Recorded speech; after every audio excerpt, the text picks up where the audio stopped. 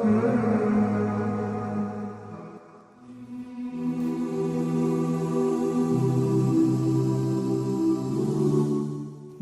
ونصلی علی رسولہ الکریم اما بعد فاعوذ باللہ من الشیطان الرجیم بسم اللہ الرحمن الرحیم۔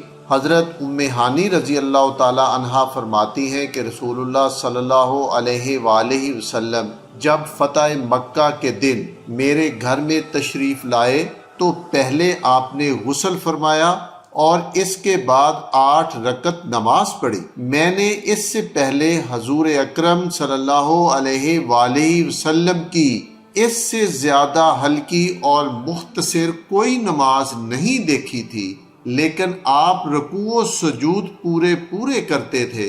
ایک دوسری روایت میں انہوں نے فرمایا کہ یہ نماز چاشت کی تھی۔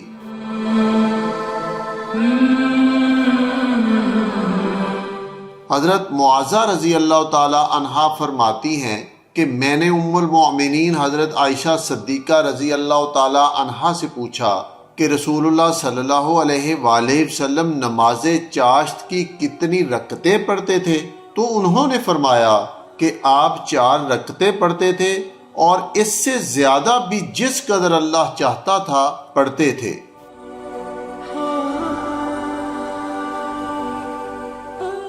حضرت ابو ذر رضی اللہ تعالی عنہ راوی ہیں کہ سرتاج دو عالم صلی اللہ علیہ وآلہ وسلم نے فرمایا، صبح ہوتے ہی تمہاری ہر ہڈی اور جوڑ پر صدقہ لازم ہو جاتا ہے، لہٰذا ہر تسبیح یعنی سبحان اللہ کہنا صدقہ ہے، ہر حمد یعنی الحمدللہ کہنا بھی صدقہ ہے، ہر مرتبہ لا الہ الا اللہ کہنا صدقہ ہے، نیکی کا حکم کرنا صدقہ ہے، برائی سے روکنا بھی صدقہ ہے، اور ان سب کے بدلے میں نماز چاشت کی 2 رکعتیں پڑھ لینا ہی کافی ہوتا ہے۔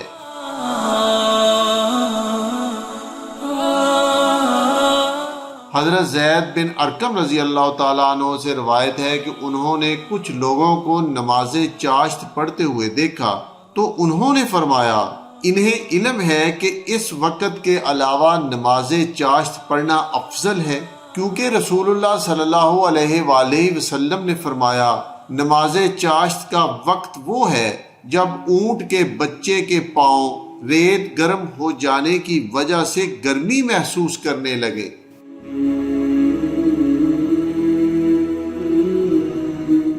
حضرت ابو درداء رضی اللہ تعالیٰ عنہ اور حضرت ابو ذر رضی اللہ تعالیٰ عنہ بیان کرتے ہیں کہ رسول اللہ صلی اللہ علیہ وآلہ وسلم نے اللہ تبارک و تعالیٰ سے روایت کیا کہ اس نے فرمایا، ابن آدم دن کے اول وقت میں میرے لیے 4 رکعتیں پڑھا کرو تو میں تجھے دن کے آخر وقت تک کافی ہو جاؤں گا۔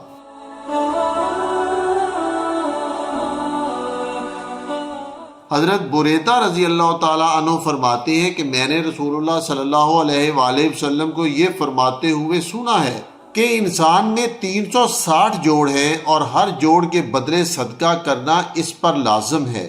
صحابہ نے عرض کیا، اللہ کے نبی اتنی طاقت کون رکھتا ہے؟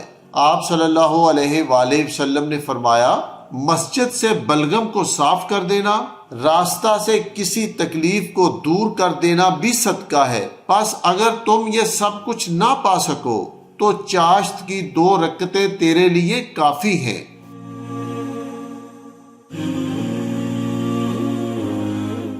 حضرت مورق اجلی رحمۃ اللہ علیہ فرماتے ہیں کہ میں نے حضرت عبداللہ ابن عمر رضی اللہ تعالیٰ عنہ سے پوچھا کہ کیا آپ چاشت کی نماز پڑھتے ہیں؟ انہوں نے فرمایا کہ نہیں۔ میں نے کہا کہ حضرت عمر رضی اللہ تعالیٰ عنہ کیا چاشت کی نماز پڑھتے تھے؟ انہوں نے فرمایا کہ وہ بھی نہیں پڑھتے تھے۔ پھر میں نے پوچھا کہ حضرت ابوبکر صدیق رضی اللہ تعالیٰ عنہ؟ انہوں نے فرمایا کہ وہ بھی نہیں پڑھتے تھے۔